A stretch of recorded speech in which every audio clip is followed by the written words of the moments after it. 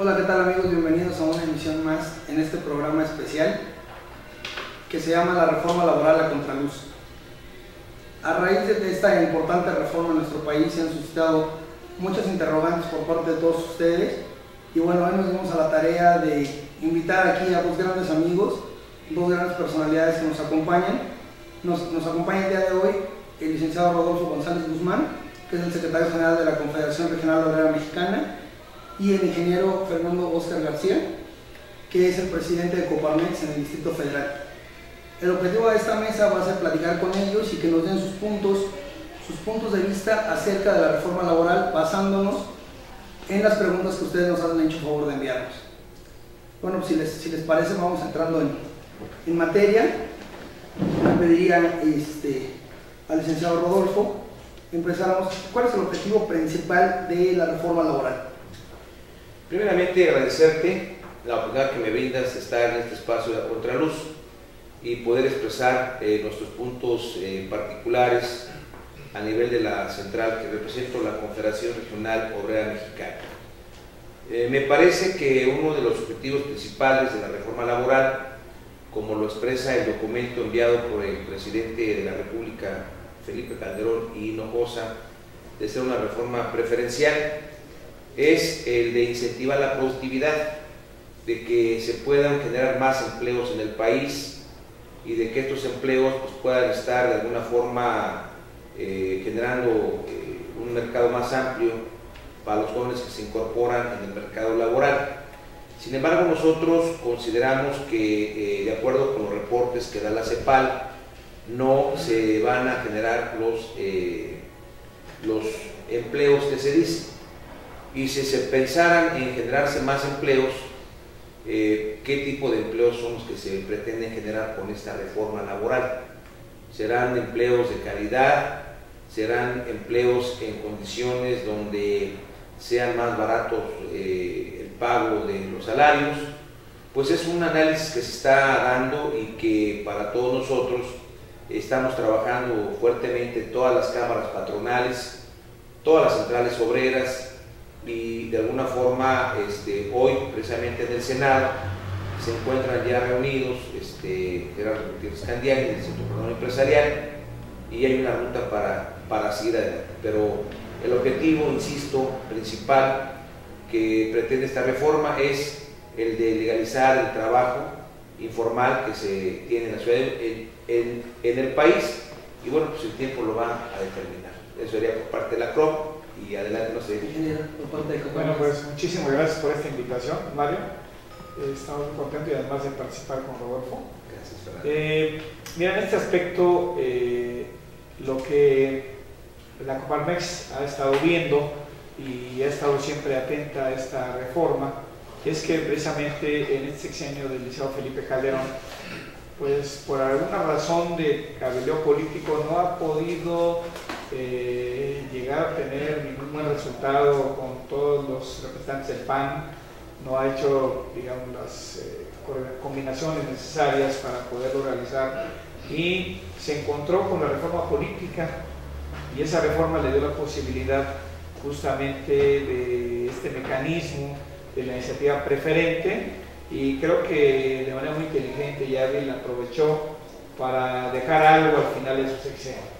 Y entonces, en ello, el 1 de septiembre, el presidente Calderón presentó esta iniciativa de reforma laboral a través de este mecanismo que obliga a la Cámara de Diputados a debatir y votar en 30 días naturales o pasa afirmativa FIT. Entonces, esto es muy importante porque en realidad estamos ante una ley que data de 1930 y que los últimos cambios sustantivos los realizó hace 42 años.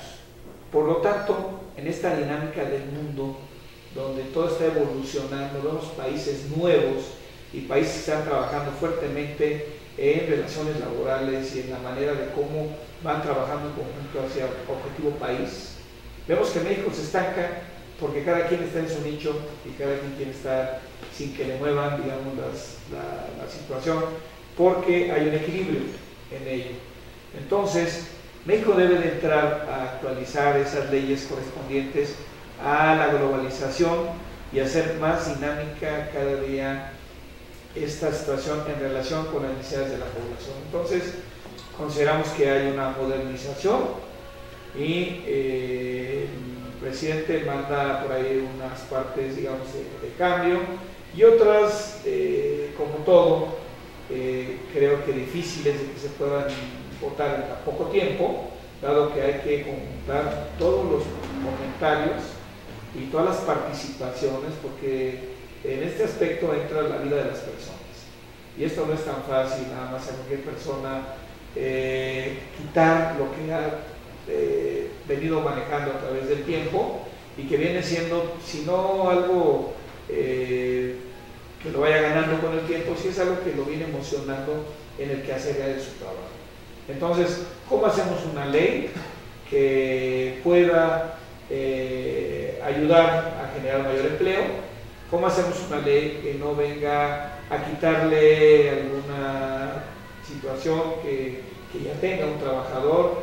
¿Y cómo hacemos una ley que pueda ayudar a que todo el mundo pueda tener un empleo, ¿no? Entonces, en realidad, este equilibrio no es tan fácil y creo que el presidente la mandó justamente para que hubiera un cierto debate y para que en el afán de que esto se realice, algunos puntos se toquen, otros no se toquen, pero en lo esencial pueda salir bien la ley en el sentido de respetar los derechos de los trabajadores y poder flexibilizar aquellos que no están contemplados en la ley, al menos de una manera contundente. ¿Cómo beneficia a los trabajadores esta reforma laboral? Bueno, me parece a mí que, como dice Fernando, esta reforma laboral preferente podría beneficiar a los trabajadores siempre y cuando fuera una ley que se viera su análisis con profundidad. Lamentablemente la intención del presidente Calderón, que pudo haber sido buena, de mandar una reforma laboral preferente, me parece que no hubo tanto tiempo en la Cámara para analizarla, debatirla y poderla llevar a una estructura como la requiere el país. Efectivamente, la primera ley federal del trabajo fue en 1931. Las reformas más importantes a esta ley fueron del 1 de mayo de 1970. Esta ley que se reformó es una ley que en esa época le dio beneficio a los trabajadores. Infonavit, tiene por ahí Infonacot, una serie de situaciones que en la época de Echeverría se le dio a los trabajadores. Esta ley va a beneficiar a los trabajadores cuando pueda tener precisamente un debate amplio. Pero si esta ley la mandó el presidente el 1 de septiembre, la recibió la Comisión de Trabajo y Previsión Social el 4 de septiembre y el 28 le está enviando al Senado de la República, me parece que no hubo un amplio debate. Muchos de los legisladores con los que nosotros platicamos no supieron ni cómo estuvo integrada el proyecto de reforma. Entonces, son una reforma de alto calado, profunda, amplia, y nos parece que va a beneficiar a los trabajadores cuando estos trabajadores vean aumentados sus beneficios, no que vengan a minorar sus beneficios. Esta reforma contiene el pago por horas. Muchos lo han debatido y dicen que por qué, si ya está en la ley del 70 el pago por horas, no tiene caso que la modifiquemos. Entonces, si ya se contempla ahí, no tendría caso que se ponga el pago por horas. Nos parece que esto no beneficiaría tanto a los trabajadores, porque si se llega a dar el pago por horas, lo único que puede producir tal vez es el hecho de que se tenga que afectar a la seguridad social. Si yo voy a trabajar 4 horas o 6 horas, entonces lo que va a ocurrir, ¿cómo va a cotizar mi patrón en seguridad social, en el seguro social para mi jubilación o mi pensión? ¿Cómo va a aportar mi patrón para el pago de mi seguridad social? ¿Cuánto me van a aportar para Infonavit, para que yo pueda tener una casa digna y decorosa del instituto? Si tengo que reunir determinados puntos y ahora con el menor ingreso, va a ser más complicado que yo pueda adquirir una casa Infonavit. Y también, por ejemplo, el sistema del ahorro para el retiro. En la CONSAR se habla mucho de hay que fomentar el ahorro voluntario para fortalecer el tercer pilar, como en Chile, y que podamos tener una jubilación decorosa. Pero a mí me parece que no se habla de aumentar los salarios de los trabajadores para poder tener un beneficio que realmente satisfaga las necesidades sociales, materiales y económicas de los trabajadores. Por eso es que a lo mejor no he comprendido bien cuál es el impacto que pretende darle el presidente, pero me parece que como viene en estos momentos no se analizó profundamente y no va a dar, al contrario, me parece que a mediano y largo plazo va a producir efectos regresivos, inclusive también en la productividad, porque el trabajador no va a estar motivado, el trabajador no va a estar totalmente contento de su ingreso. ¿Cómo beneficiaría esta reforma a los trabajadores? Bueno, pues mira, definitivamente hablamos de modernización, hablamos de que no podemos quitar a los trabajadores algo que se ha ganado con el tiempo y que está perfectamente bien afirmado por la ley. Yo creo que más que beneficia a los trabajadores que actualmente tienen un empleo, esto viene a beneficiar a los que no tienen el empleo y las maneras en que se le puede dar para que lo tengan. Es decir, de alguna manera está promocionando al empleo de una manera no tradicional. Entonces, el hecho de que una empresa que trabaja de cierta manera porque así lo exige su operación o sus necesidades, que tiene picos muy grandes en ciertos momentos y en otros no tiene trabajo. Entonces el hecho de ser una carga de empleados todo ese tiempo, pues la verdad la lleva al empleo informal o a no contratar a la gente o a no tener esa facilidad de disponer cuando lo necesita de las personas que requieren. Entonces yo creo que para aquellos que no tienen empleo, pues sí viene siendo algo importante porque no lo tienen y se lo van a dar. Entonces si ya veamos a los jóvenes, si ya vemos que las madres trabajadoras puedan trabajar un cierto tiempo para atender a sus hijos, o si vemos a la gente que tiene que trabajar en su casa y de ahí ver trabajo, porque así es tan sencillo, tan fácil de hacerlo a través de la tecnología que lo pueda realizar. Yo creo que esto estimula en un porcentaje, y no sabemos cuánto ahorita, el empleo informal, que vaya del informal al formal, que las empresas tengan esa facilidad de contratación y en algunos casos, como ya lo comentaba Rodolfo, lo que es contratar a la gente por tiempo y que digamos, al menos ya sé que no puede ser menos de la jornada para que no haya mayor problema, pues también lo puede ayudar porque tú de repente puedes ocupar a una persona 15 días, 10 días, una semana para un evento, para una situación de una expo, lo que sea, pues le hace una contratación formal, donde suponemos que todos los beneficios de la ley tendrán que estar con el trabajador y que de alguna manera que todavía no está definida, se le irá acumulando a esos beneficios, digamos, globales que son importantes para el trabajo, como es el Infonavit y todo aquello, ¿no? Entonces, yo creo que de esa manera es como se ve esta ventaja, ¿sí? Justamente porque las empresas son diferentes hoy a las de antes. ¿Sí? Ahora las empresas son muy dinámicas y requieren ese dinamismo y los trabajadores ahora pues se pueden ver en esa dinámica de las empresas en poder hacer estas contrataciones y ver cómo sería esa facilidad para realizar. Creo que no está definido todavía el hecho de cómo le va a contar a la gente esto en su beneficio hacia el retiro y hacia la situación como empleado, pero son aspectos que bien se podían tratar y que serían posible no de la ley, sino de un reglamento o algo complementario para poderlo atender. Entonces, bueno, pues esto, como bien lo digo, no viene siendo tan importante para los que trabajan ahorita, sino para los que no trabajan y se pueden contratar. Y por otro lado, en el caso de las empresas, pues viene siendo una facilidad para poder no tener el temor de que encontrás una persona y ya tienes que tenerla por todo el tiempo, sino que lo puedes ahí atender. Ahora, el hecho de poder también contratar a una persona un tiempo para capacitación y de ahí definir que la quieres, es importante porque la gente valiosa no se le ve a veces luego tan solo en una entrevista, sino que la ves ya cuando está realizando sus actividades, su disciplina, su comportamiento.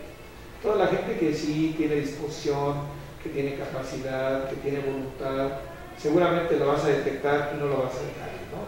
Pero si alguien no te convence, no reúne aquellas posibilidades técnicas, ya ves que algunos jóvenes ahora, algunas universidades no te dan el ancho en algunas cosas, entonces tienen la facilidad de decirle, oye, mira, no te puedo contratar, a seguir estudiando y ya vienes para que me des lo que yo requiero como empresa, ¿no?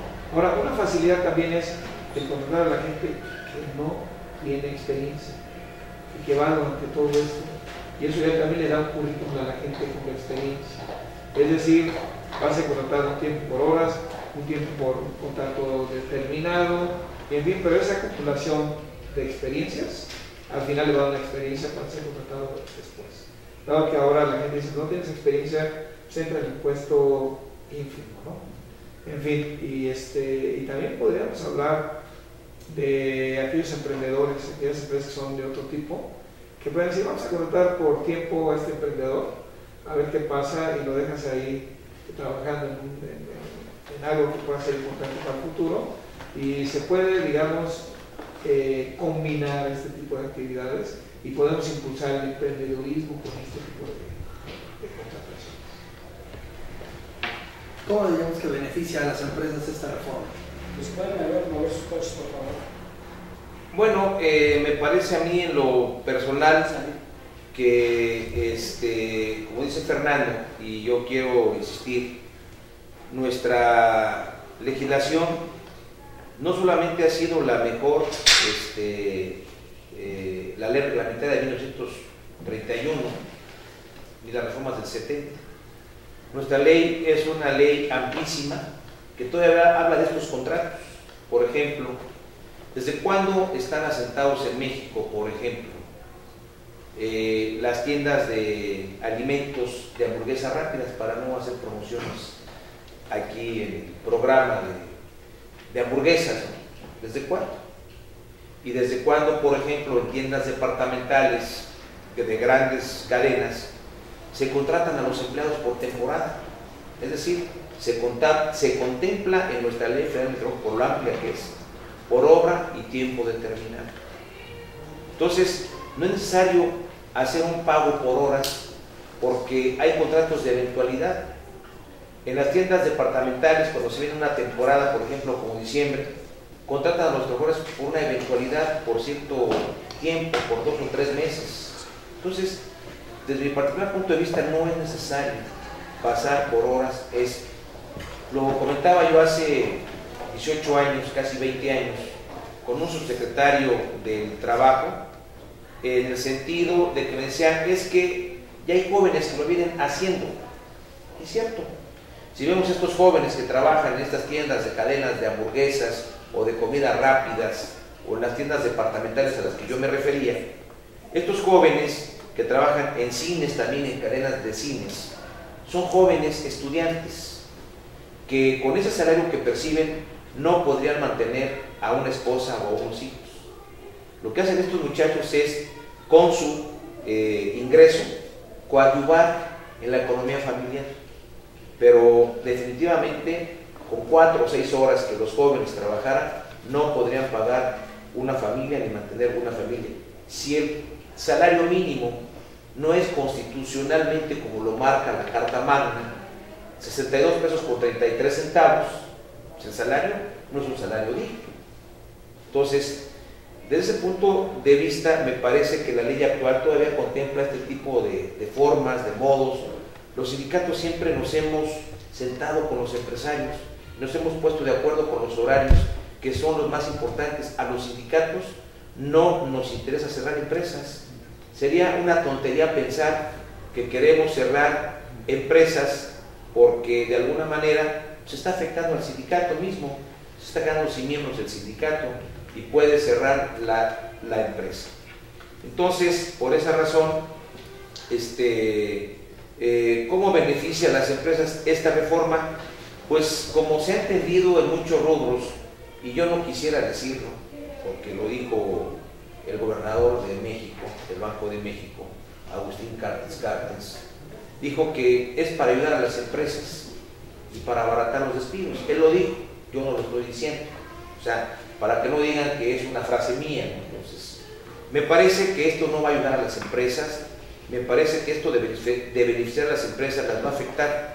Si nosotros recordamos que ya casi 14 millones de trabajadores están en la economía informal, subterránea, en la economía donde no se pagan impuestos, entonces ya estamos casi llegando a la par de lo que refleja el Instituto Mexicano del Seguro Social.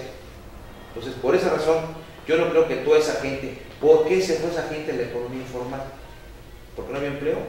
¿O porque los salarios no eran suficientes? Entonces, habría que reflexionar que no va a beneficiar a las empresas esta reforma, porque el trabajador, lejos de ir a trabajar por 4 horas o por 6 horas o por 15 días, va a buscar otro trabajo. Su familia no come por 4 o 6 horas, su familia come diario. Y su familia tiene necesidades de pago de renta, de luz y de servicios todos los días. Yo no creo que esta reforma vaya a beneficiar a las empresas. Al contrario, a mediano o a largo plazo, el tiempo nos dará la razón, me parece que las va a perjudicar. ¿Cómo beneficia esta reforma a las empresas? Pues mira, dentro de la parte de la comisión que tenemos de actividades laborales de la Coparmex, asistí hace algunos meses a una de ellas y justamente no estaba yo muy sensible a algunos temas en relación con los aspectos que se manejan en la Junta de Conciliación Arbitral, donde pues hay que atender asuntos tanto de trabajadores como de las empresas.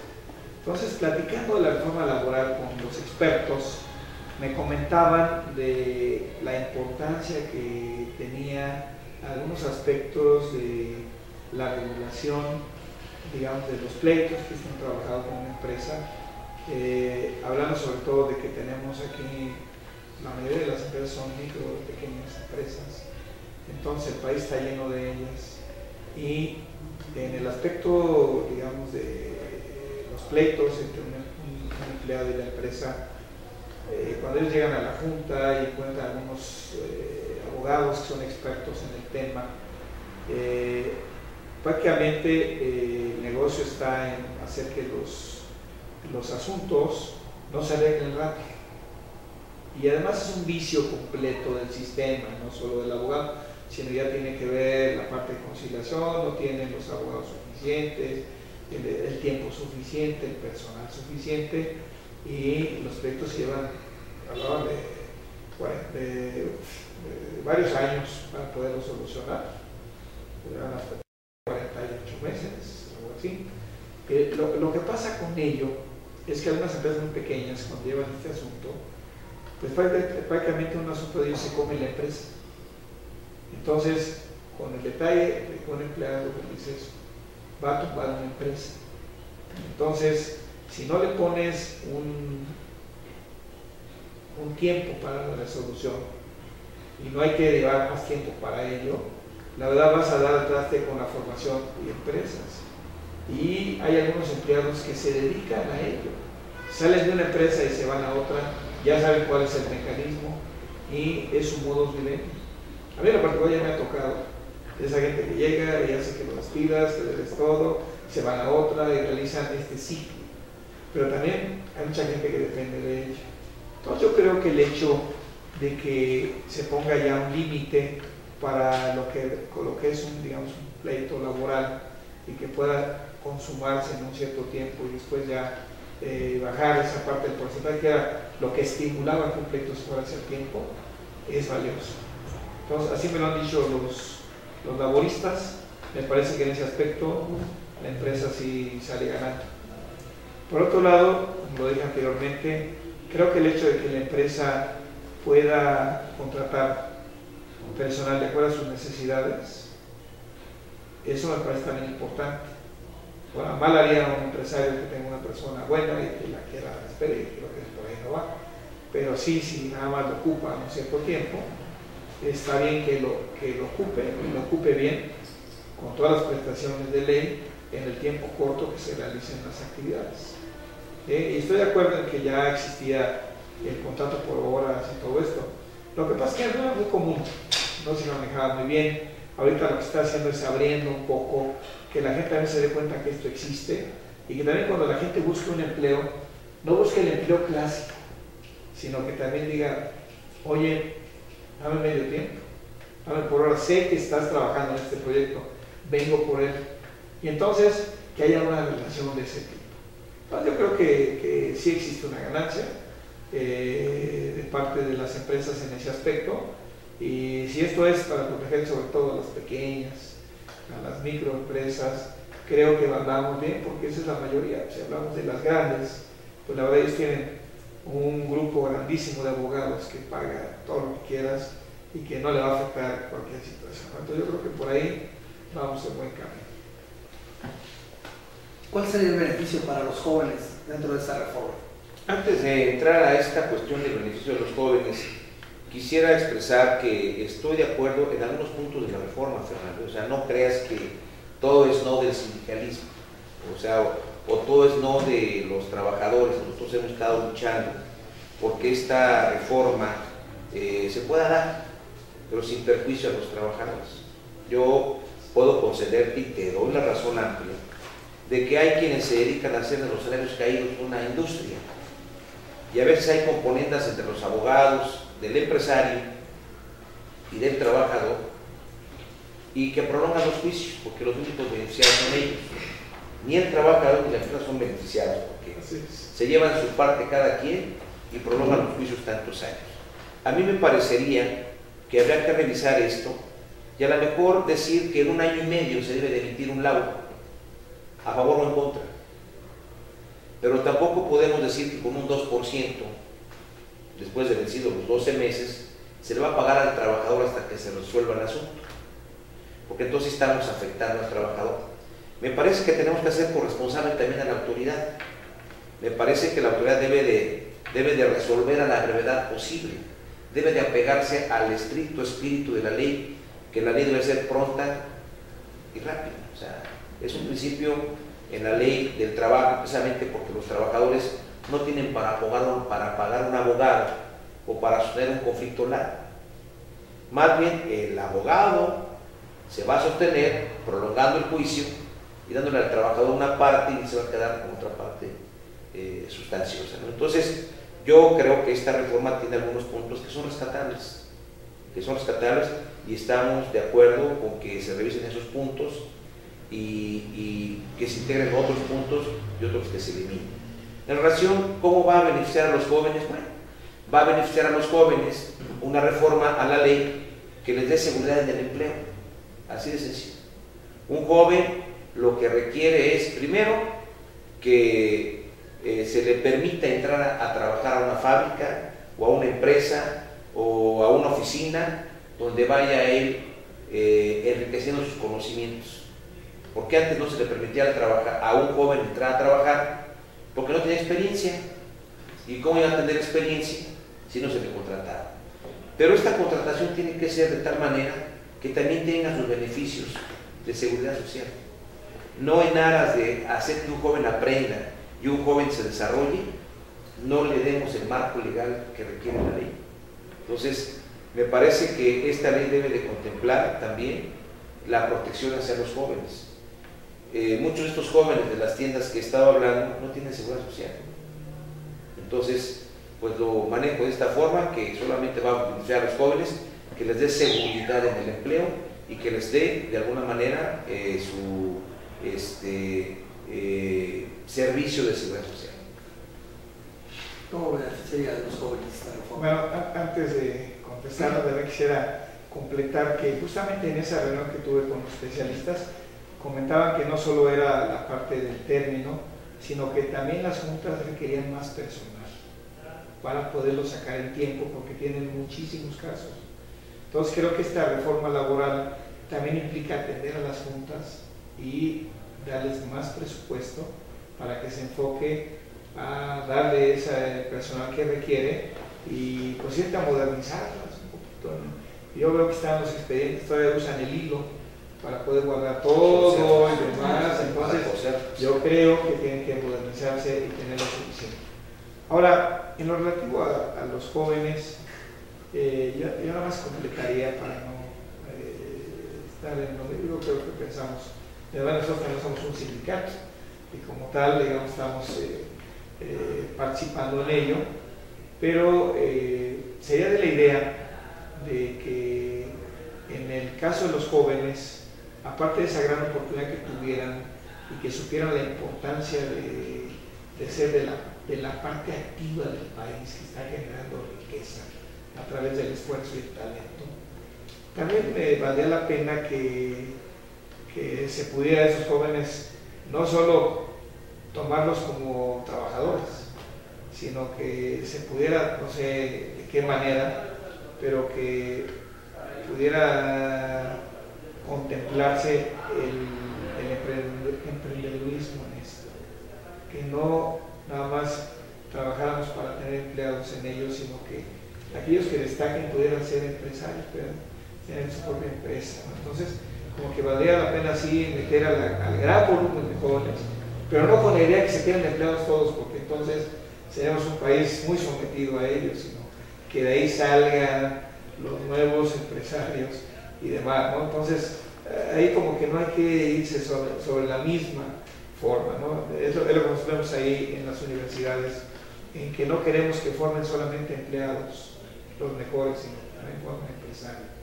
Entonces, la idea sería, visto también ahí, que las empresas no hagan una línea, tú vas a ser mi empleado, eres muy bueno, sino que los dejen caminar y que los puedan apoyar. Por eso hablaba del emprendedurismo hace ratito, de que puedes tener una especie de oficina especial a un lado, donde aparte que te vas a bañar con ese talento, por otro lado también los dejas ir para que ellos puedan hacerlo o trabajan de otra manera. Pero bueno, hay que tomar las cosas en esa dimensión para que el país pueda resurgir.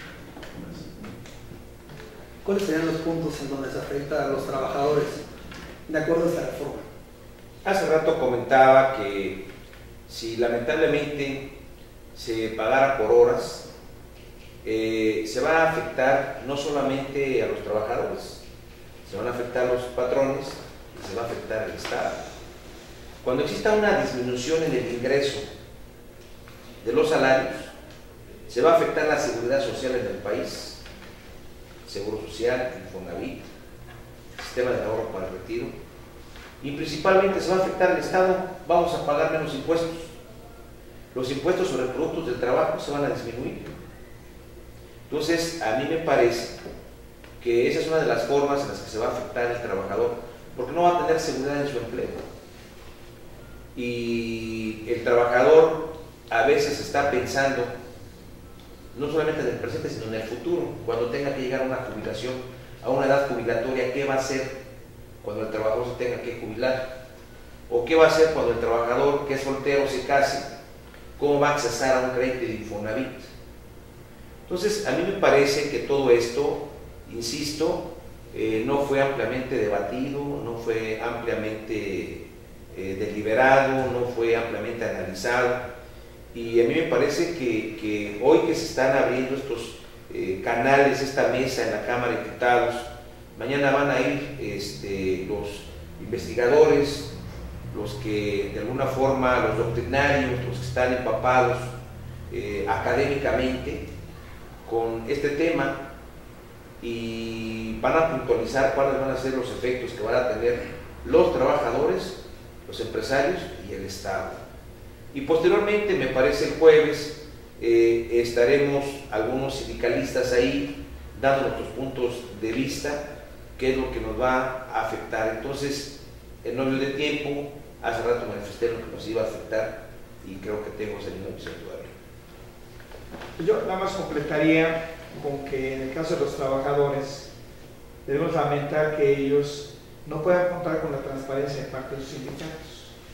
Es un tema que se ha tratado, entonces el tema se dejó a un lado, pero eso puede haber sido un punto importante que lo mencionan, digamos, mucha de la comunidad que está trabajando con la ley laboral, ¿no? Existe un punto en la reforma que contempla replantear el mecanismo para la notificación de la recesión en cuanto a la relación laboral con el trabajador. ¿Cómo se garantiza la buena práctica de este punto? Bueno, antes de ingresar a este punto, en la cuestión de la transparencia del voto secreto, directo y universal, la Confederación Regional Obrera Mexicana no tiene ningún problema porque se pueda tocar este punto. O sea, hay una apertura muy amplia, lo hemos analizado con los sindicatos del SME, la UNT y todo esto. Consideramos que lo único que nosotros determinábamos es que se pedía en el proyecto original del presidente que los trabajadores que tuvieran, los sindicatos que tuvieran 150 trabajadores, deberían de tener un auditor externo. Y nos parece que esa ya es una intromisión totalmente que vulnera la autonomía de los sindicatos, porque de alguna forma, yo sé que los empresarios llevan sus auditores, sus auditorías y todo. Sin embargo, no se ha replanteado una profunda reforma fiscal donde nos afecta el sistema regresivo de impuestos. No hay claridad.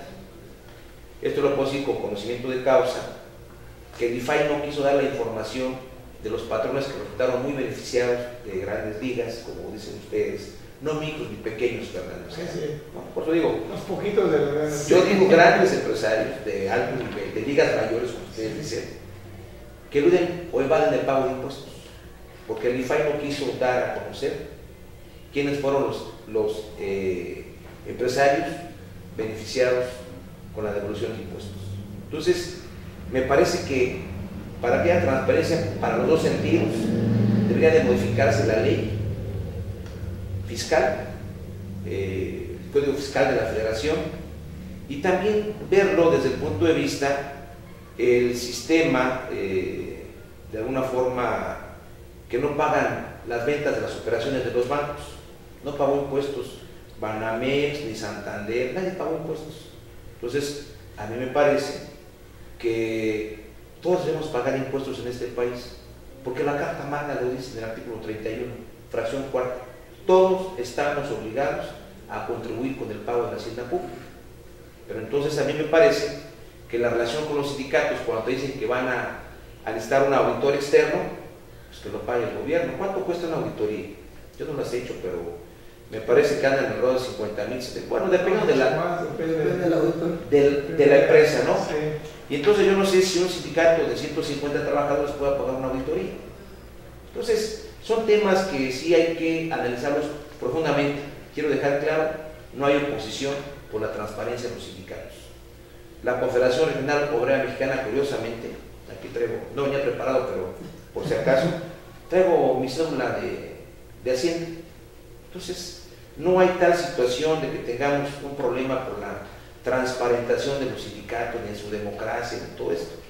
Lo que pasa es que me parece que esta es una cuestión tramposa que se manda en una reforma como para presionar a los sindicatos y decir, no aceptas el pago por horas y no aceptas el outsourcing, pues entonces nos vamos. No, que entre la transparencia, pero vamos a exigir que haya una reforma fiscal profunda donde se revise el sistema regresivo de impuestos y donde de alguna forma la consolidación tributaria se revise también, porque entonces unos no pagan nada y otros pagamos todo.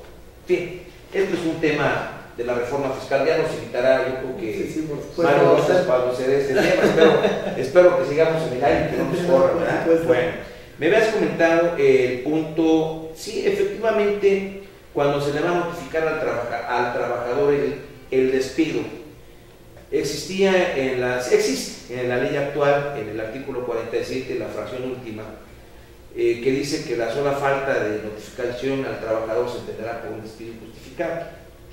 Pero bueno, de alguna manera nos parece que la ley es protectora del trabajador y que la carga ahorita la tiene el patrón de demostrar que efectivamente hizo un despido justificado o injustificado. Pero ahorita la carga de la prueba la revierten a los trabajadores. Y me parece que esta situación pone en desventaja total jurídica al trabajador. Entonces, me parece que debe ser un tema de mayor profundidad, de mayor debate, por eso insisto. Son 24 días de análisis en la Cámara de Diputados.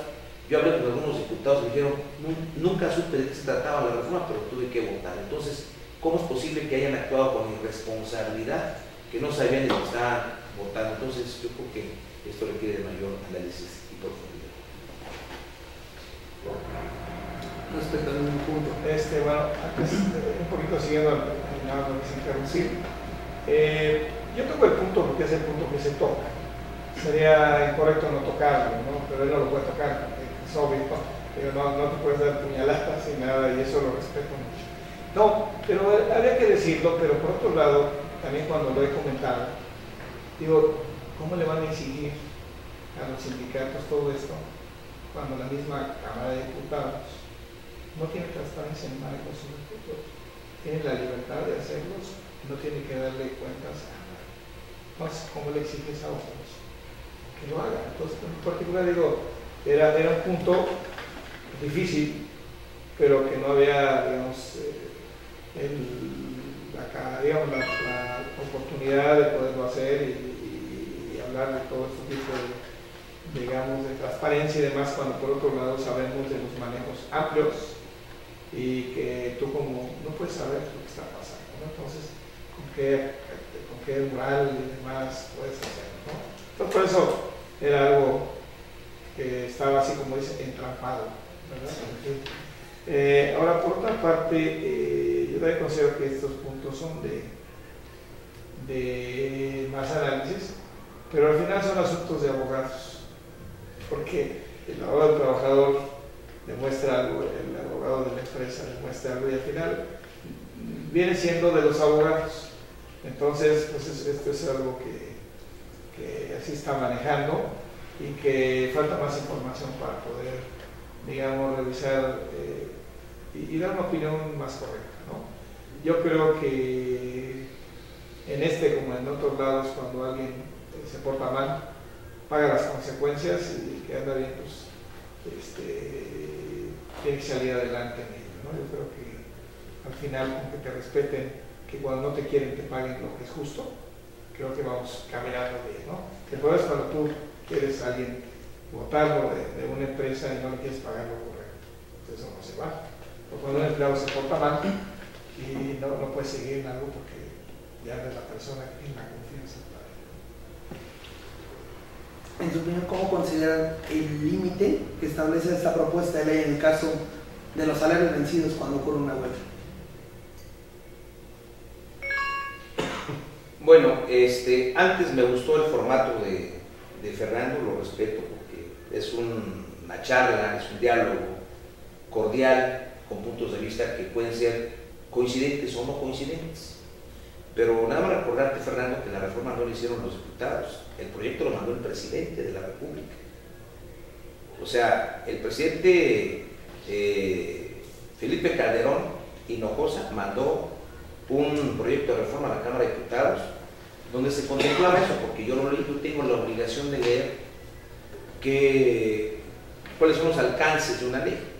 Entonces, ahí yo chequé en parte de este proyecto de reforma que mandaba el presidente, que él pedía que los sindicatos que tuvieran más de 150 trabajadores tuvieran un auditor. Ahora, pasó este proyecto de reforma preferencial a la comisión revisora, a la Comisión de Trabajo y Previsión Social, se revisó, se hizo el dictamen y de ahí se quitó del dictamen y ya pasó al Senado como minuta, pero ya no lo lleva en este momento. Y me parece que en el Senado se va a revivir, porque hay voces de Acción Nacional, del PRD, que dicen, no, vamos por la reforma también, donde haya transparencia en los sindicatos. Bienvenida a la reforma y la transparencia.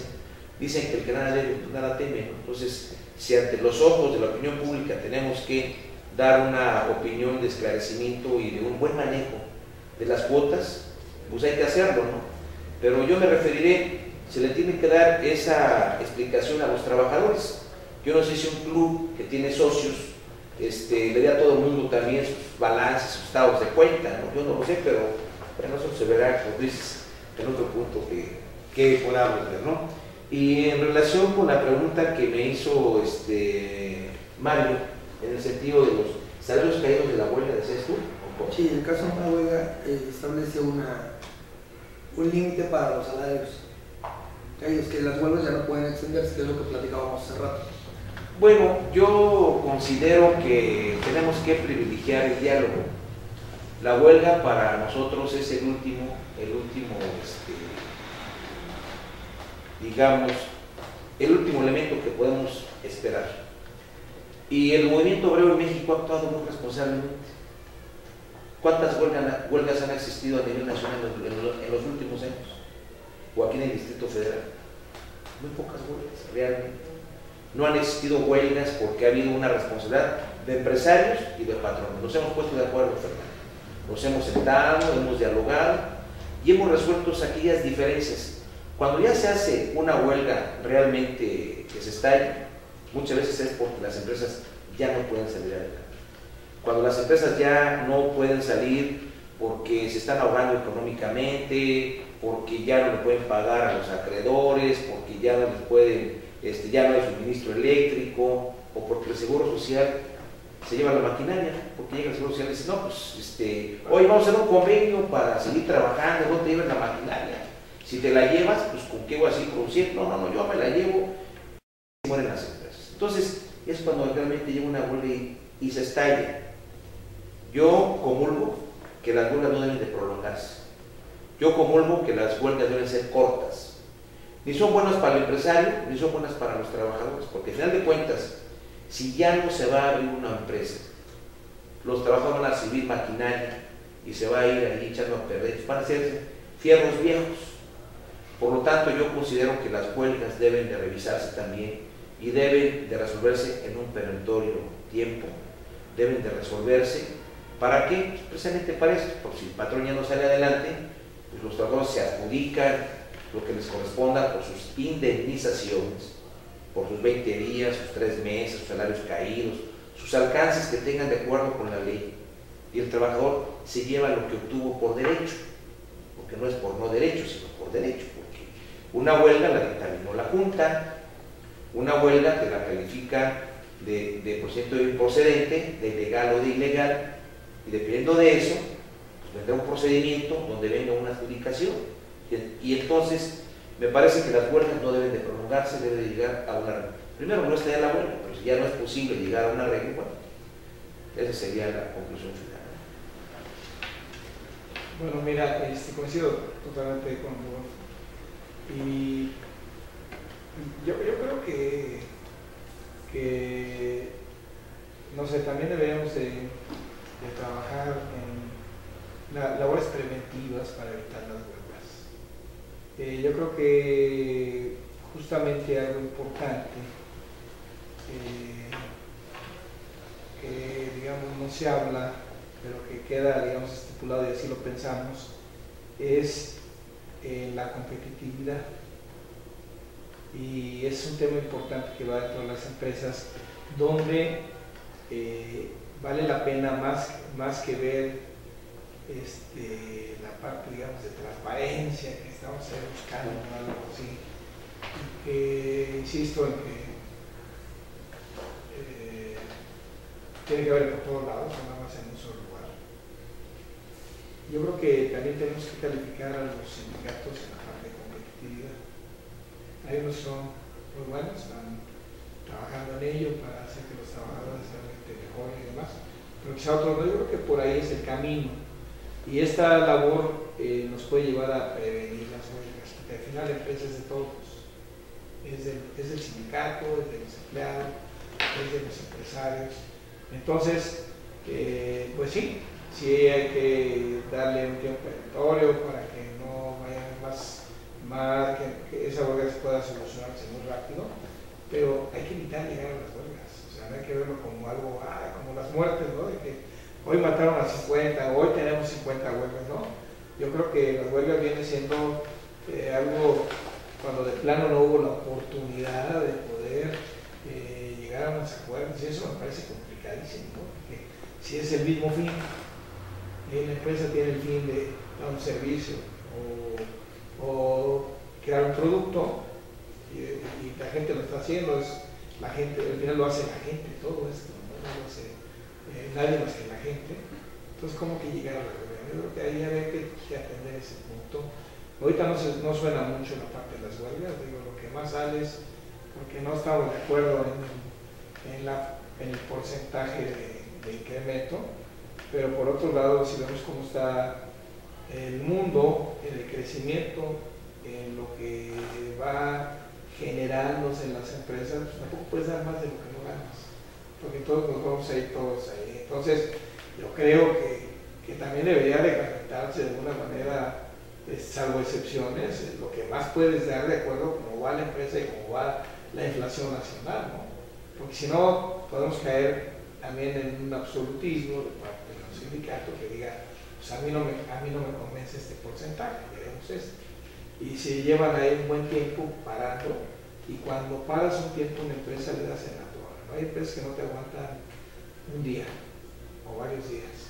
Lo veo con las huelgas de las líneas aéreas, que a veces pararon y demás. Yo digo, pues la pérdida tan grande que no van a recuperar. Entonces, habría también que hacer las huelgas diferentes. La huelga, pero trabajando y no parando las operaciones, porque si no, menos la empresa va a poder solucionarlo.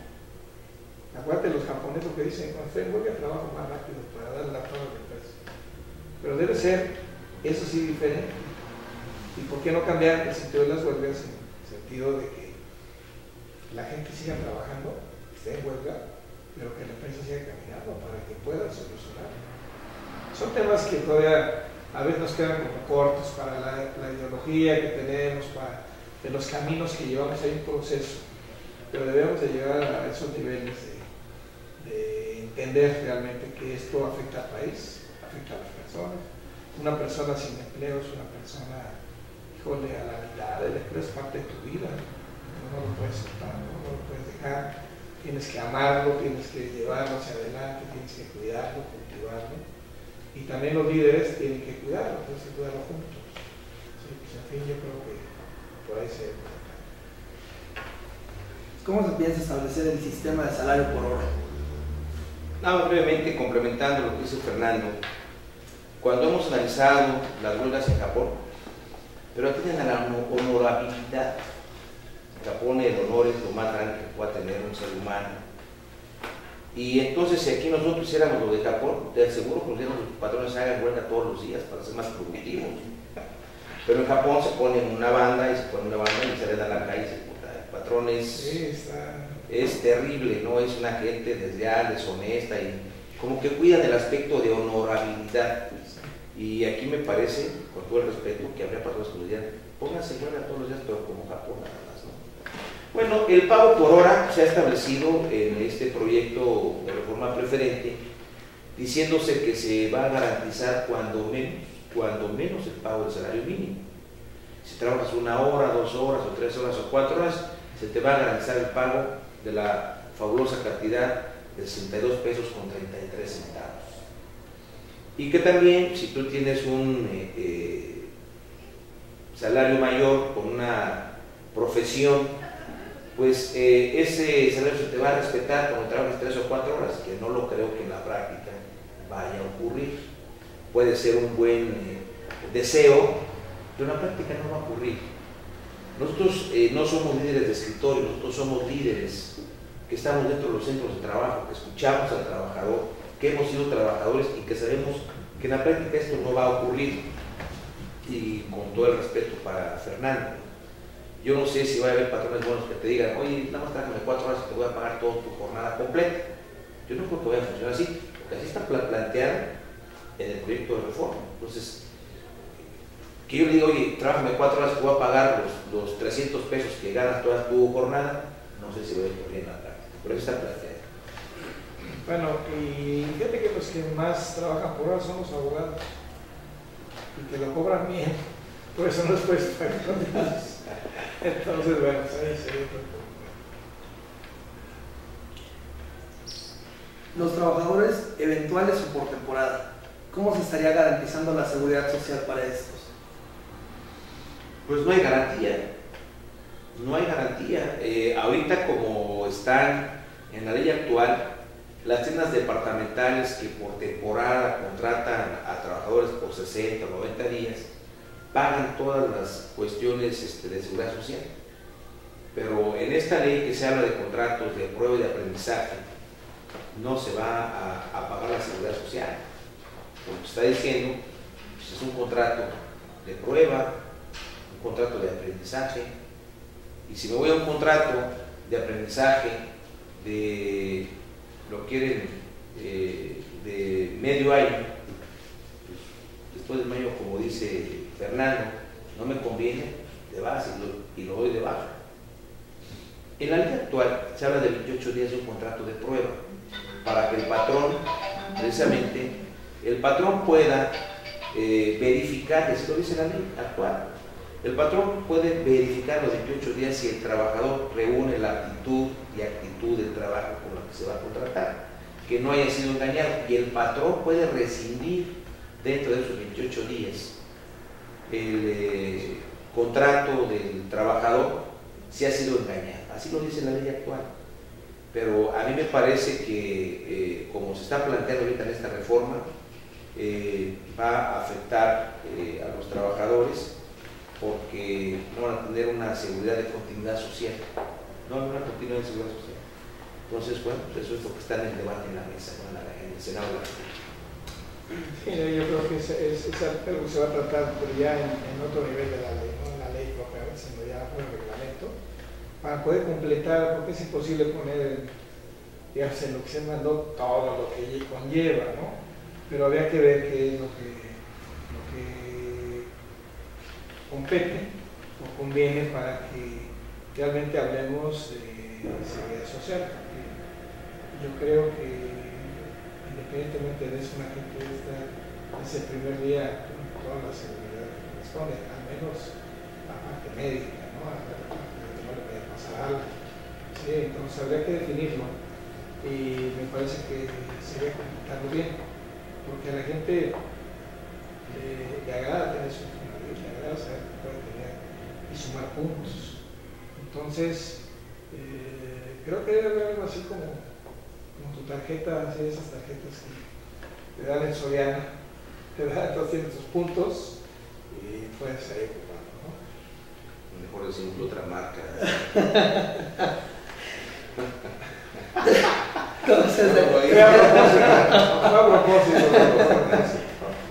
¿Cómo se estaría regulando en esta reforma laboral del outsourcing?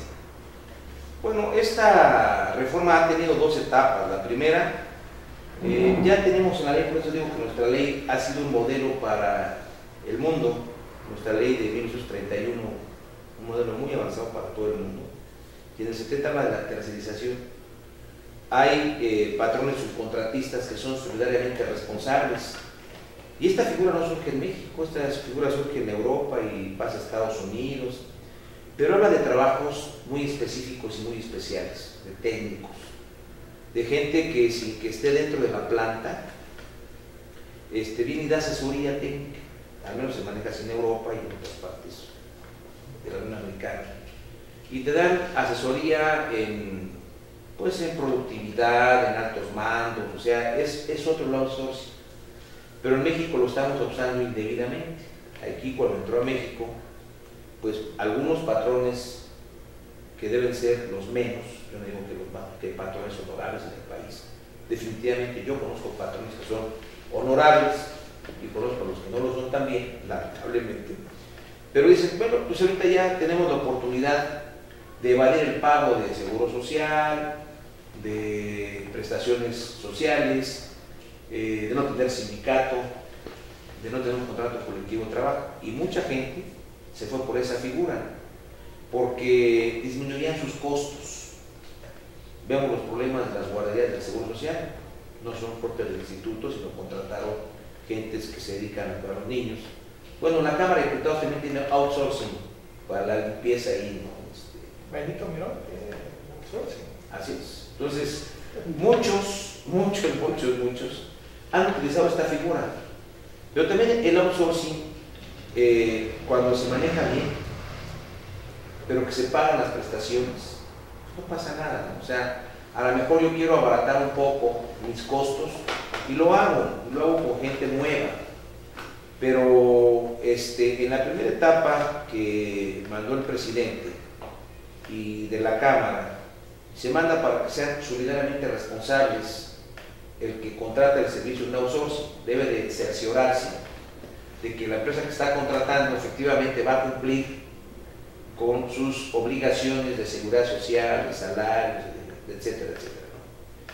Pero en la minuta se le puso que es ciudadano responsable, y me parece que en el Senado ahorita dicen que se metió con muchos candados, y entonces también la parte empresarial, hay que decirlo honestamente, está buscando la manera de que el outsourcing se haga una flexibilización, ¿sí? Entonces, a mí me parece que nuestra ley ha sido muy flexible. La ley de trabajo es flexible. Tan es así que yo recuerdo que en el orden de diciembre del 94, y que cerraron muchas empresas, Fernando, ¿te acuerdas? En el 95, que fue un grave problema para el país, que cerraron empresas de todos los niveles, de todos los tamaños. Y en estos últimos 12 años también han cerrado empresas micro, medianas y muchas empresas. Efectivamente se estaba haciendo ya una cuestión del pitonizo de la changarrización, ¿no? Estamos viendo changarros todo. Entonces, de alguna manera, me parece que el outsourcing puede existir, ya no lo vamos a sacar, pero hay que reglamentarlo, donde no haya abuso.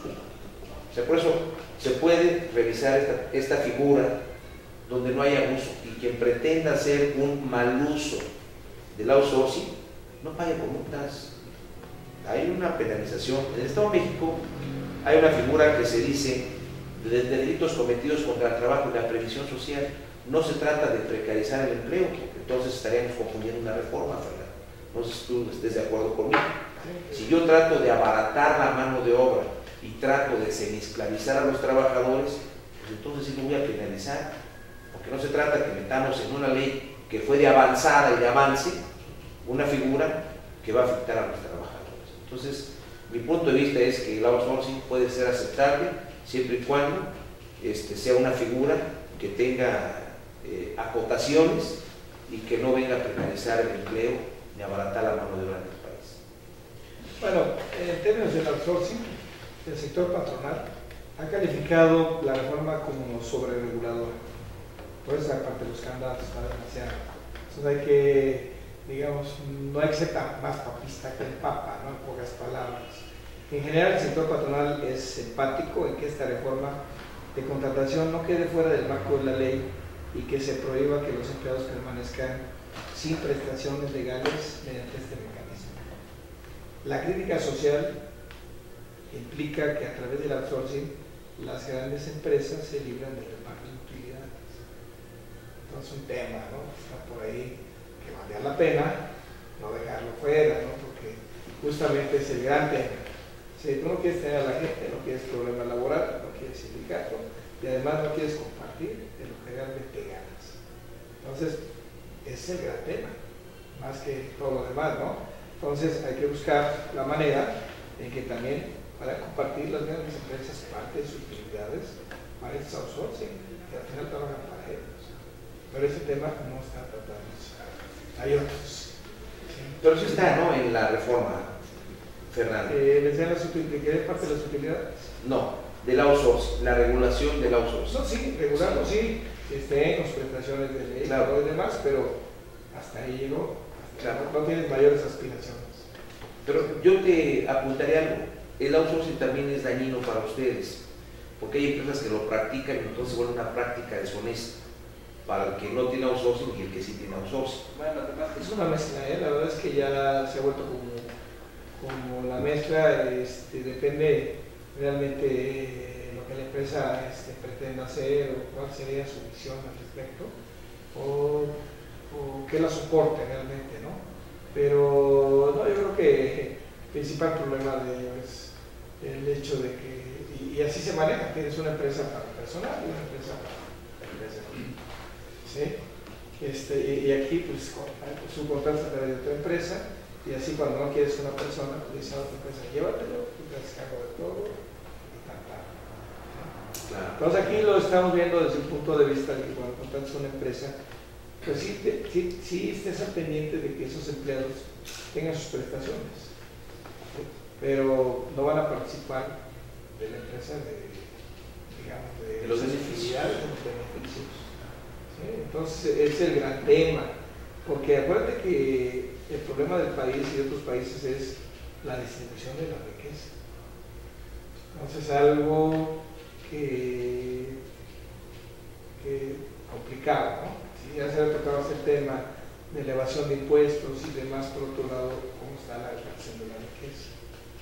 Y yo creo que es un tema muy grave para el país y todo, porque entonces cómo va la gente a salir, digamos, con los sueldos, que como comentaba, el salario mínimo está al mínimo, ¿verdad? Pero ya los salarios normales, con la situación de lo lejano que vive la gente de sus empleos, pero tienen que pagar el transporte y digamos todo lo que realiza, pero además para estar en el DF es complicadísimo. La gente paga un buen porcentaje de transporte, un buen porcentaje de alimentación y los impactos de la canasta básica, las gasolinas, el gas doméstico. ¿Y qué le queda, no?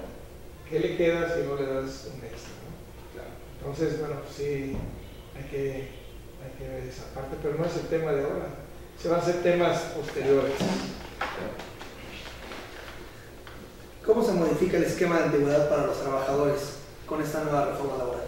Me parece que no se debería de modificar, no se debe de modificar. La antigüedad, desde mi particular punto de vista, no se debe de perder ni se debe de modificar, sino cómo iría el trabajador acumulando cotizaciones para una futura jubilación, una futura pensión. Entonces, me parece que puede afectar, por eso es que puede afectar la antigüedad, por eso es que no estamos de acuerdo en el pago por horas. Yo estoy de acuerdo. Okay. De acuerdo a su experiencia, ¿cómo situaría esta reforma laboral a México en comparación con el contexto internacional? Pues me parece que no de gran beneficio. Los países que han hecho sus reformas en los últimos años han tenido problemas muy fuertes. Ahí tenemos Francia, tenemos Italia, tenemos España, Portugal. Si metemos a Grecia, Grecia es otro problema que no es por reformas estructurales, pero por ejemplo en Francia se modificó la jubilación de 60 a 62 años y de 65 a 67 cuando estaba Nicolás Sarkozy, y España tiene otras reformas de recortes presupuestales. Entonces me parece que esto no es una situación que pueda ser una reforma adecuada para el contexto internacional. Decía algo muy importante Fernando y lo recalco aquí. En un par de años, este año lo dijo José Ángel Gurría, el presidente del Banco Interamericano de Desarrollo, que México ocupa el segundo lugar por segundo año consecutivo de la OCDE, con una injusticia en la distribución del ingreso. Así de sencillo. Entonces, estamos viendo que los salarios no satisfacen las necesidades mínimas de un trabajo. El salario mínimo es al que yo me refiero. Decía hace rato Fernando de la inflación. Lamentablemente ha habido una contención de la inflación en perjuicio de los salarios. Es decir, que aumentan las gasolinas, aumenta el gas doméstico, aumenta de alguna forma la electricidad. Del 2002 para acá podemos checar cuánto se ha incrementado la electricidad, lo que no se ha incrementado en ningún país del mundo. Y eso les pega también a los industriales, porque incide fuertemente en el costo de la producción. Entonces, me parece que esta reforma laboral en México va a ser una experiencia lamentable de aprobarse. Yo creo que deberíamos de entender que hacer un compromiso, como cuando decían los pactos sociales en el país, empresarios, campesinos, hacer un pacto con los legisladores que no vaya más allá de 3 años, un compromiso que la reforma laboral se dé, pero con la inclusión de todos los sectores que inciden en la producción, en la fuente de trabajo. Pues seguramente es un calentamiento esto para lo que puede venir. Entonces seguramente si se hace eso va a ser de mucho beneficio. Mira, parte de, digamos, de la visión estratégica de lo que el país requiere para poderse poner en otra situación y con toda la, digamos, la telaraña de las diferentes reformas poder hacer que el país avance, y al decir esto hablamos de las personas que lo trabajamos y que estamos ahí. Creo que vamos en ese camino. Entonces, en este caso, han calificado a México como un país que no quiere crecer, que está atado a los políticos, que está atado a una serie de costumbres y de situaciones que no permiten, y que al hablar de dinosaurios están hablando de que el país no se quiere mover cuando otros se mueven con mucha flexibilidad y además van en buen camino. En este caso está una de las grandes reformas, que es de esta reforma laboral. Esta reforma ha estado analizándose no solo en el país, sino también en el contexto internacional. Y entonces el Fondo Monetario Internacional y la OCDE, como comentaban, pues han señalado que las inversiones que pueden llegar al país a veces no llegan porque precisamente no ven esa voluntad de poder hacer las cosas. O sea, existe, digamos, mucha filosofía, pero en las leyes no se mueven. Y ahí están, y además las cámaras y todos los tecnológicos están cerrados para que no se muevan, como no se movió en este caso.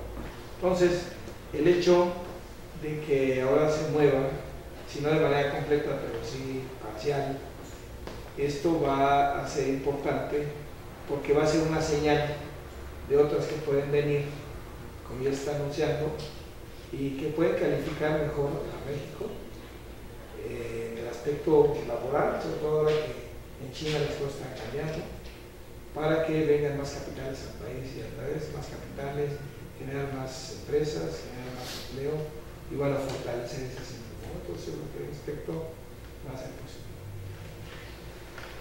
¿Qué le faltaría a la reforma laboral para dejarla competitiva por lo menos para los próximos 20 años? Bueno, a mí me parece que el primer punto debe ser revalorar los salarios de los trabajadores. Los salarios que paga México también son de los más bajos en el mundo.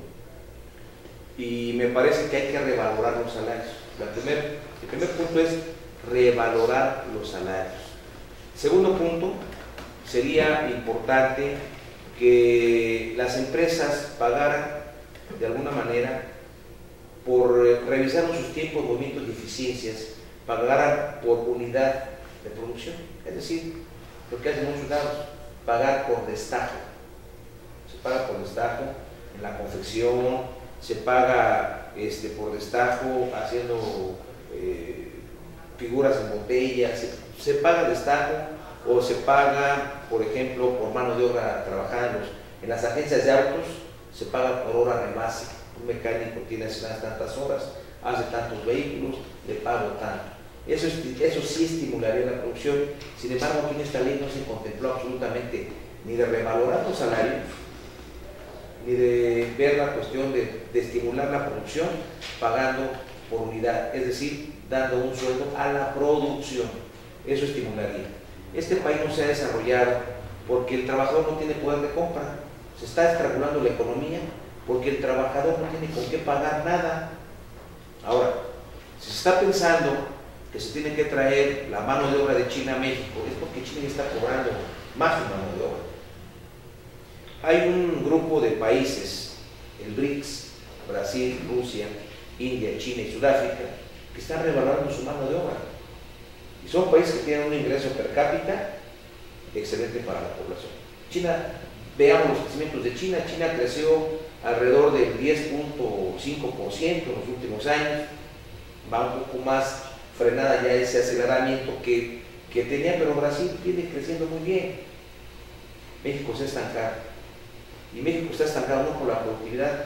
Aquí tenemos hombres que aparecen en Forbes con miles de millones de dólares y eso no somos improductivos, entonces fuéramos productivos, ¿no? Pero bueno, el tema lo quiero aterrizar en el sentido de que tenemos que ser productivos generando mejores salarios. Es una de las formas que se pueda desarrollar en México una ley laboral que pueda beneficiar a los trabajadores y que desarrolle el país. Y un punto que a lo mejor olvidó Fernando cuando dice que no se desarrolla el país. Este es un país que no ha invertido en los últimos 12 años en ciencia y tecnología. 0.28% del área de ingresos y presupuesto de egresos fue lo que este país invierte en investigación y desarrollo tecnológico. Ahí están los datos que puedes tú ver o se pueden ver ahí en los documentos de la ley de ingresos y presupuesto de egresos, que un país que no invierte en ciencia y tecnología no se va a desarrollar. ¿De dónde vamos a traer desarrollos tecnológicos si no lo hacemos aquí mismo adentro? Pero en fin, y hay alta capacidad en el Politécnico o en la UNAM, en las escuelas, en los tecnológicos, jóvenes que han ganado concursos internacionales de robótica, que han ganado concursos internacionales de matemáticas, una serie de aspectos. Un mexicano está participando en el proyecto del robot que está en Marte. Pues México tiene una gran capacidad de desarrollo, de inventiva, de creatividad, nada más que México no tiene la oportunidad. Los mexicanos desde hace muchos años hablamos de la fuga de cerebros, porque en México no se aprecia ni se paga debidamente lo que se tiene que dar en desarrollo de ciencia y tecnología. No existía el pago por hora, pero ya con eso posiblemente ya lleguen ahí. A lo mejor. Mira, con respecto a esto de dejar la competitiva, mira, yo creo que la manera que enfocar la ley es precisamente, hablábamos de la competitividad, y si no estamos enfocándonos desde ese punto de vista, pues no va a ser competitiva. Entonces hay que darle un enfoque de competitividad. Yo hablaba de competitividad basado en la relación de sindicatos con los empleados, con las empresas. Sí, entonces de alguna manera hay que fomentar esto, y también con los mismos empleados, no solo hablar de que estén tu sueldo, ¿no? Pero sí buscar aspectos dentro de la ley ya de competitividad, que la gente los tenga, que estén puestos, porque luego pues, están sujetos a que si la empresa lo hace o no lo hace. Y entonces tú puedes decir, bueno, pero la empresa no tiene la obligación de hacer nada. Yo creo que vale la pena, para que sea competitiva, pues justamente hablar de competitividad, meterla en esos términos y verlo con la mentalidad mexicana, ¿no? Cómo podemos buscar y sacar el mejor provecho de las cosas. ¿Consideras que existirá una mayor generación de empleos con esta reforma laboral? Pudieran existir, pero ¿de qué calidad? Preguntaría yo, eso lo dejaría sobre la mesa. Se podrían existir, generar muchos empleos. Dicen que 400,000 empleos de golpe y porrazo. CEPAL dice otras cifras diferentes totalmente. No se trata en México de generar empleos por generar empleos. Se trata en México de generar empleos con calidad.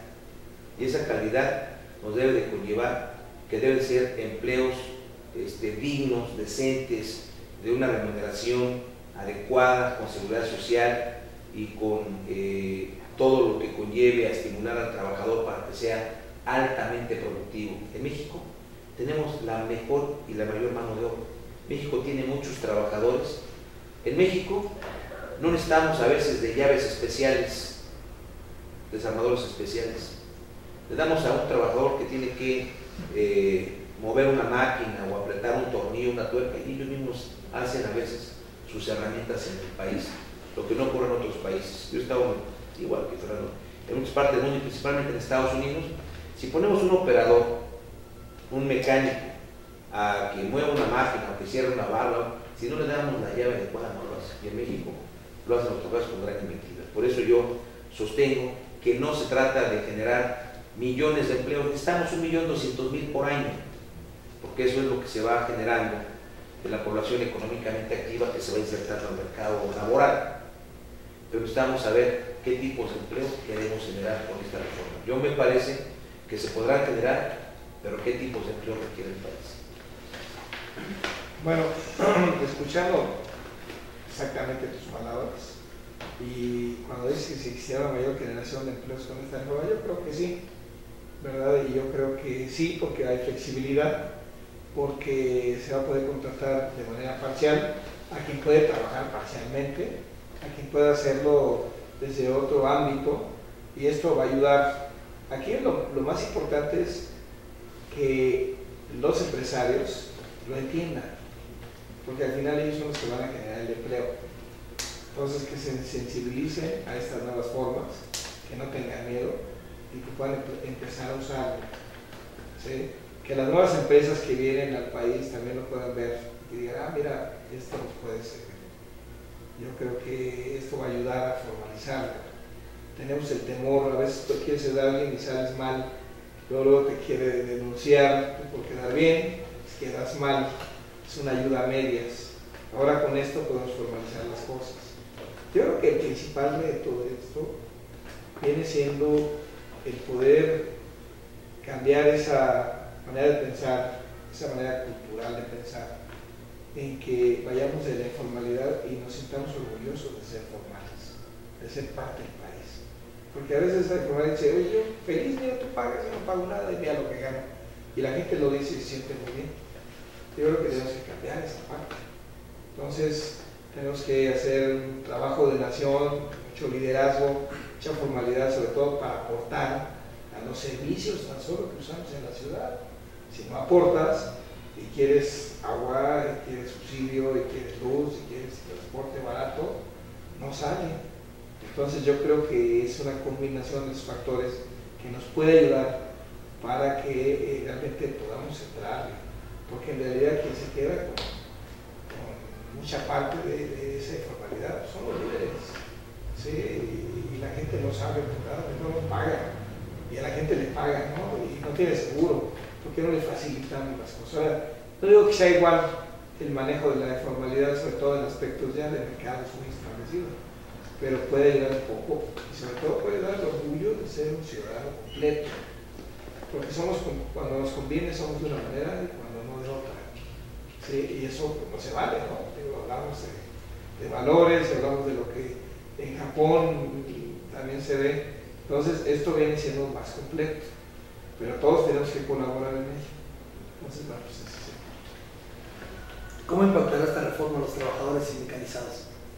Pues hay dos vertientes, ¿no? Me parece que les puede impactar en lo positivo si hay transparencia de los sindicatos en la información, si hay voto secreto y universal, me parece que les va a impactar positivamente. Donde les va a impactar negativamente, y lo seguiré sosteniendo porque ahí están las cifras que se dan, será si se llega al pago por hora. Seguiremos insistiendo. Mientras no haya un salario, una revaloración del salario, no será posible que haya un beneficio para el trabajador sindicalizado o no sindicalizado, porque puede ser trabajadores que están en las empresas y que no sean sujetos de sindicalización, les va a impactar también. Bueno, pues yo considero que muchos empleados no les importa mucho esa transparencia de los sindicatos. Esto se realiza cuando hay sindicatos más grandes y existe una labor más de mesas políticas, donde ven que la gente sindical se la pasa bien y los que trabajan siempre trabajan. Entonces, basado en eso, sí, pues la gente se inquieta, pero en lo general, cuando una empresa se maneja bien, cuando hay, digamos, empresarios que manejan bien liderazgo, que respetan el trabajo, creo que el sindicato sirve para empujar más la competitividad. Y no tiene ningún problema, porque en realidad un trabajador sindicalizado, como cualquier otro, lo que pide es respetar mis derechos. Y la empresa dice sí, pero también cumple tus obligaciones, ¿no? Entonces yo creo que realmente esto tiene más tendencia de señalar que otra situación. Yo creo que los empleados no se manifiestan por ahí, ¿no? Saben que si alguien es, como todo, puede ser un intransigente, ya al sindicato dice, mira, esto no me está ayudando, pero en lo general la gente respeta sus derechos. Yo creo que con ellos no está el detalle. En su opinión, ¿cuáles serían los 3 elementos más importantes a destacar de esta reforma laboral? Bueno, el primero de ellos sería, para mi particular punto de vista, la regulación y reglamentación del outsourcing. Que el outsourcing deje de ser un instrumento o una figura por medio de la cual se afecte a los trabajadores. Ya lo explicó ampliamente Fernando, que se reglamente de tal manera que se cumplan con todas las obligaciones sociales y fiscales. Y la fiscal es dar PTU a los trabajadores, así de sencillo. La segunda nos parece que es un buen intento para sentarnos las partes, rescatar lo positivo de la reforma, enriquecerla y sacarla adelante. Porque esta reforma es unilateral, aquí no hay voces de los trabajadores. Esta fue una reforma nada más consensuada con el sector empresarial, pero no está consensuada con el sector obrero, y somos un binomio necesario e indispensable. Podrán llegar las inversiones más importantes al país, pero si no hay trabajadores que muevan esas inversiones, no habrá empresas. Como tampoco pueden existir empresas o no pueden existir trabajadores si no tienen inversiones. Entonces, me parece que este es un buen intento para sentarnos, para discutir una ley más amplia, para insertar puntos de vista de los actores de la producción. Y lo más importante, lo que le veo lo más importante a esta reforma es que el movimiento obrero está recomponiendo y estamos entrando todos juntos. Pues mira, yo nada más hago un detalle. Esta iniciativa no fue consensuada con organismos sindicales ni con patronales. Versiones periodísticas señalan que tampoco fue un acuerdo entre el presidente Calderón y el presidente electo Peña Nieto.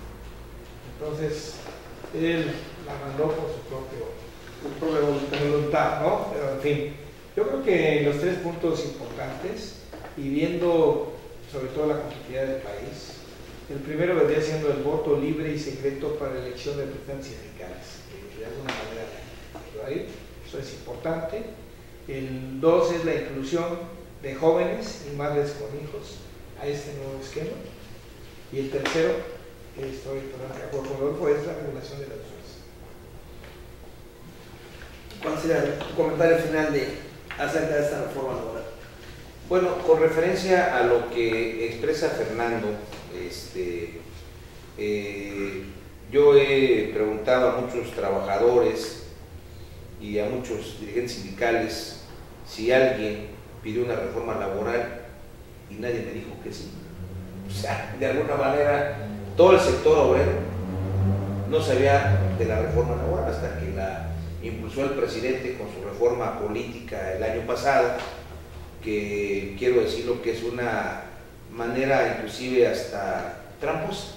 Yo creo que es una manera tramposa, es mi punto de vista, puede ser discutible y puede ser combatido por Fernando o por cualquier otra gente, porque el presidente en la reforma política reformó el artículo 71 de la Constitución para que tuviera derecho a 2 reformas preferenciales al inicio del periodo ordinario de sesiones de la Cámara de Diputados, y estas tienen que resolverse en 30 días, y me parece que además esta reforma adolece de una fundamentación, porque en el artículo 2 del artículo transitorio dice que la Cámara de Diputados o el Congreso de la Unión deberá expedir el reglamento para que se pueda discutir. Entonces, bueno, ya de alguna manera se está avanzando, y yo quiero decir que aquí no hay voces de los trabajadores, aquí no hay una situación del seguro de desempleo, aquí no se metió la jornada de 40 horas con pago de 48, aquí no se ha mejorado la tabla de enfermedades generales, aquí, por ejemplo, que yo sepa, no se han aumentado el aguinaldo a 30 días, lo hemos hecho por la vía contractual. Y aquí tampoco se habla, por ejemplo, de que el aumento del PTU del 10 se vaya al 20%, o se revaloran los salarios de los trabajadores.